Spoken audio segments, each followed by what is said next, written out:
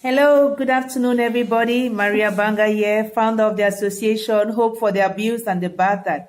You know, in our association, our second focus area is bringing hope to people living with the mental illness and mental health challenges. And one of the tools we use in our association is this book, a book our founder, that is myself, I wrote on the demise of my own brother, who was diagnosed with epilepsy at the age of 11 and eventually had mental health challenges and mental illness. And we heard that there were several different diagnoses.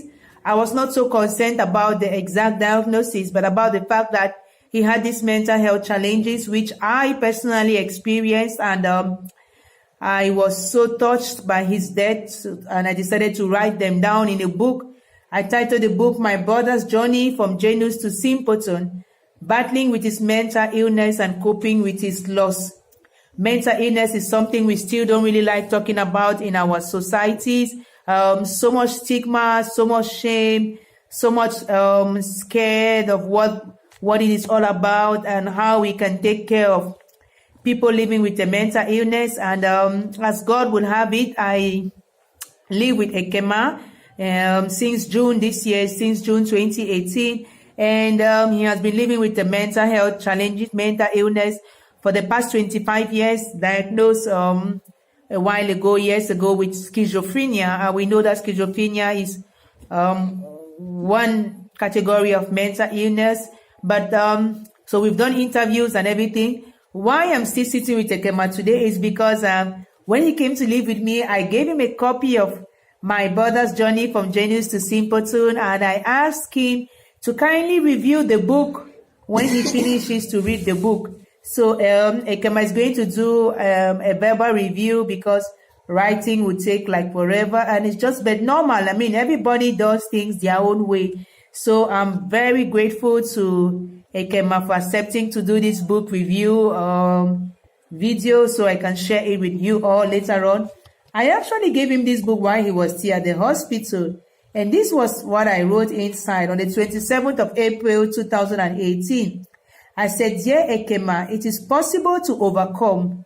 Be inspired by my brother's journey and my presence in your life as a friend. So Ekema, good afternoon. Thank you for joining us once more. It's my pleasure.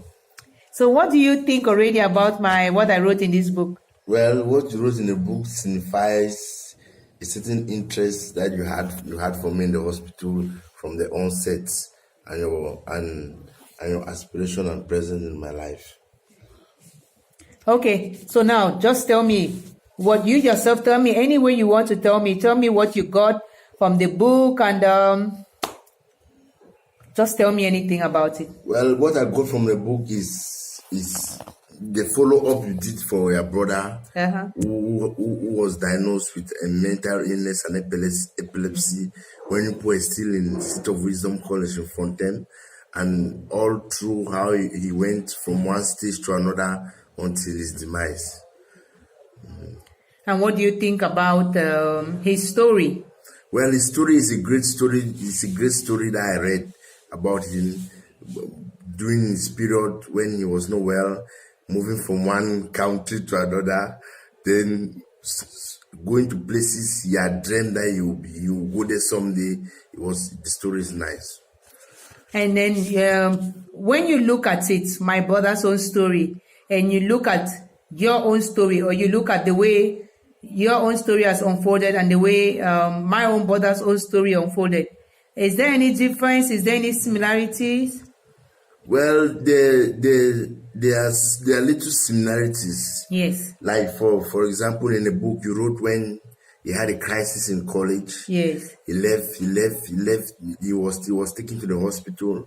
Then he left the hospital, walking around the village.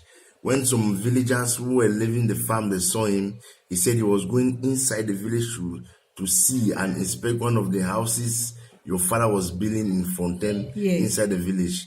Those are some of the things that I used to do also when I'm not well, struggling to see what is wrong with the family and things that are there for the family that was being planted by Papa. Yes. And then why would you want to see at that time? What is the rationale Because I did not have the opportunity to ask him why he wanted to go and see. So now that you're saying that you did something like that, maybe there's something that goes on in your brains at that time that makes you people want to be in control, want you to see, want to know what's going on. Wait, at that stage, you feel or you see yourself like a supreme somebody who has the power and gods to supervise and to put things in place. And you just feel you are there, you are this, you are that. You just feel that you are a supreme somebody. Wow. So what other similarity? Well, the only similarity was the other stage when he was deported. Yes. He came back to the country when he was deported from Germany, when he went to study, because he was in Germany with the elder sister. The elder sister moved from Germany to UK. So it cost him a lot of. He failed. It caused him a personal effect, and then he had lost grades in his courses in the university, and he came to a point where he was deported. So, but when he came to Cameroon, that's the similarity now. He came to Cameroon. He felt stigmatized. He going around the streets of Douala. Oh, who say about me? Who saying that I'm lost? I will not make it because I was deported from Germany. All those type of things. It's the same stigmatization that I also get with my own mental illness when I move around the streets of Pussy, that's Ekema, the mental patient. Wow. I mean, I see you have really circled a lot of places in this book and everything.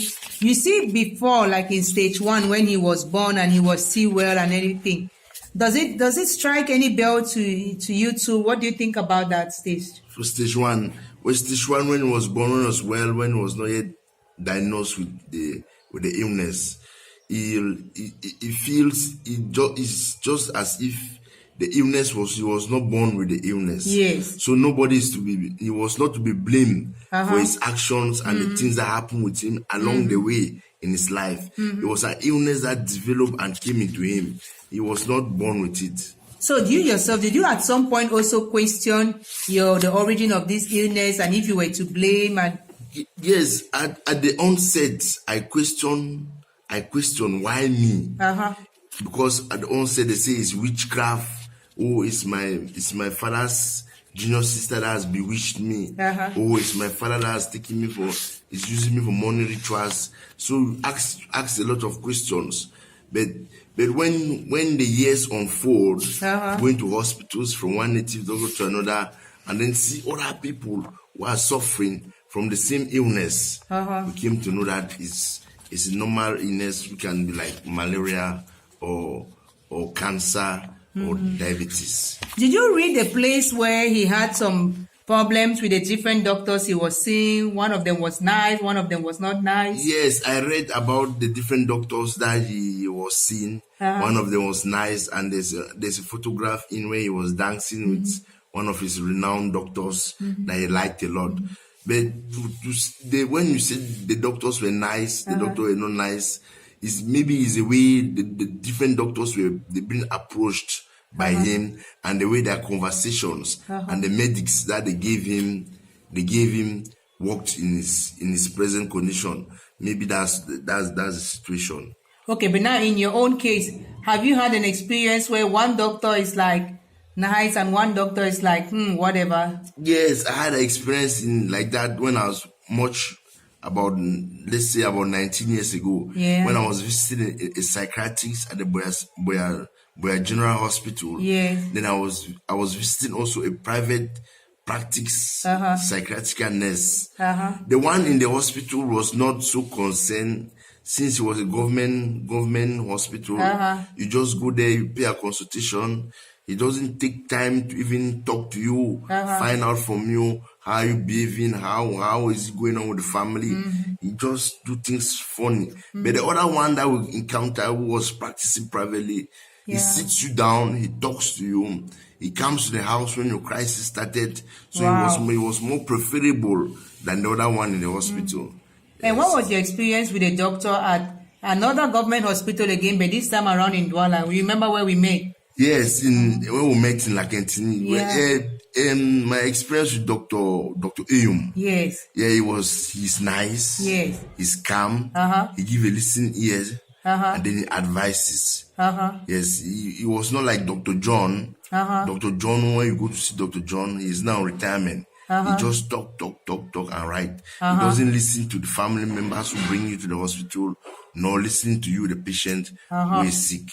So that is also one thing that I wrote in this book about the experience that my family, represented by my mother especially, had with the doctors. Yes. There were some doctors she could talk with and stuff like that. There was another doctor who did not even want to hear nothing, like he knew what was going on and it is either what he's doing or you do whatever you want with your person, but yes, that's that. Yes, I read it in the book. The doctor that your mother had a good relationship with, in the encounters that they had with your late brother who was sick, but the other one who was not so just I don't care, just that type of attitude.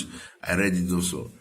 So that kind of relationship, can it really impact your journey with the mental illness or not really? It cannot impact your journey with the mental illness because at some point in time, you see as if the doctor doesn't have interest of the patient. Yes. He's just doing something because he needs money. So it can actually make it worse for you. It can make me worse for me, okay. Yes.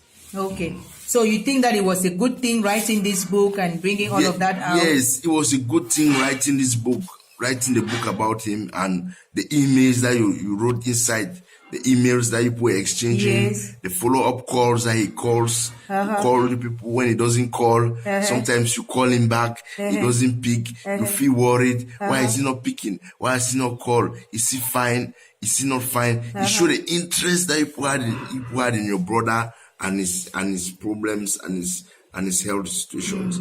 So the book is nice, encouraging. I think I'm going to read it again the second time. And you think it can help families to have somebody living with a mental illness? Yes, it can help families who have somebody living with a mental illness. For example, the role you play. Sometimes you are the one taking him to the hospital for checkups. So the role your mother played in assisting financially so that he should be fine. There's a lot of materials in there that can help. Yes. Okay, so we are grateful for your review, and then we are going to put this out there, and we are going to hope that a lot of families will pick this up. You know, when we were in La Quintini, you used to see a lot of people come there now. Yes, I used to see. Some people really do have problems, but it still happens that people don't really like to talk about it in society. Why do you think so? Well, they feel that they will expose their family secrets and expose their loved ones who are not well. But people already know. Well, people already know, but it's like they don't want to overexpose their loved ones. And not only do you go to hospital and so your records are in the hospital, but even in the neighborhood, like you were telling me the other day, people know when they see Ekema behaving one way, they know that Ekema has started. When they see Ekema another way, they know. So they talk probably amongst themselves, right? Yes, they talk probably among themselves. But it's just that some families don't like to talk about it. Yes, they don't like to talk about it. They don't want to expose their family. But now you as a person living with it, would you think that the more the family tries to bury it, the more it affects you, or it does not affect you? Well, if the more the family tries to bury it, it affects me. Instead, the family has to make people understand that this is how Ekema is. This is how you have to live with Ekema, so that the stigmatization reduces. And it actually helps you to feel like they're not ashamed of you. Yes, and then they are making me to feel that I'm comfortable around them. Not that if I'm around them, it's as if I'm a bored. Ekema, I'm so proud of you that you even read all of this book, because it took us a long time, right? Yes, it took us a long time. At some point, I just gave up. I was just saying to myself, God, whether Ekema will finish this book one day. No, because so overall, you loved it. I loved it. Wow, Ekema, thank you so much then. So I hope that people are going to get it, not only for themselves, but maybe even for the people living with a mental illness. Yes, they can read, good. Right? Yes, they can read. People should not think because somebody is sick, has a mental illness, he cannot read. Yes. And even if they take like 6 months to read the book and so on. It doesn't matter. It doesn't really matter. Okay, Ekema, thank you so much then. It's my pleasure. God bless us, right? Amen. Bye-bye. Bye.